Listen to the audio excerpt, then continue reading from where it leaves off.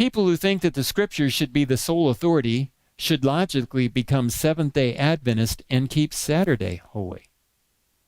Huh? Well, if you're going to follow the scriptures, that part would be true. But about becoming Seventh-day Adventist?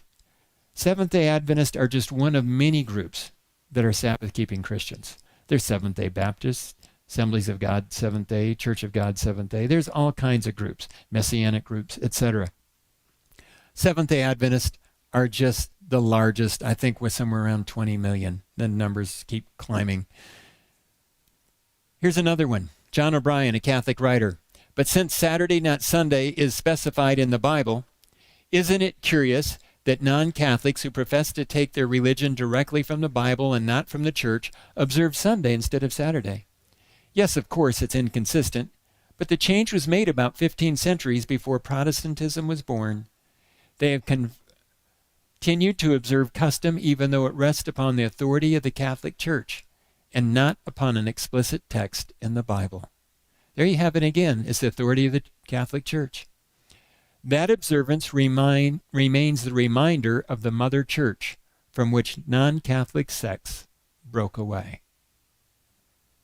Do you know in Revelation you have Babylon? Even in the first century, when the New Testament's being written, Babylon was a code name for Rome. And the early Christians called Rome Babylon. But when you're in Revelation, Babylon, the Catholic Church out of Rome, is the mother church, the mother harlot, and they use the very same terminology.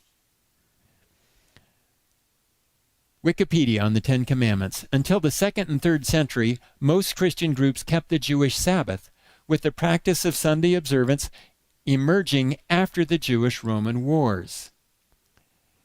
Now, Jewish-Roman wars are pivotal here because Christians were considered Jewish by the Romans. And as such, for the first few years of Christianity, they were given special religious liberties that nobody else had because the Jews had arranged this in a treaty. But then the Jews revolted.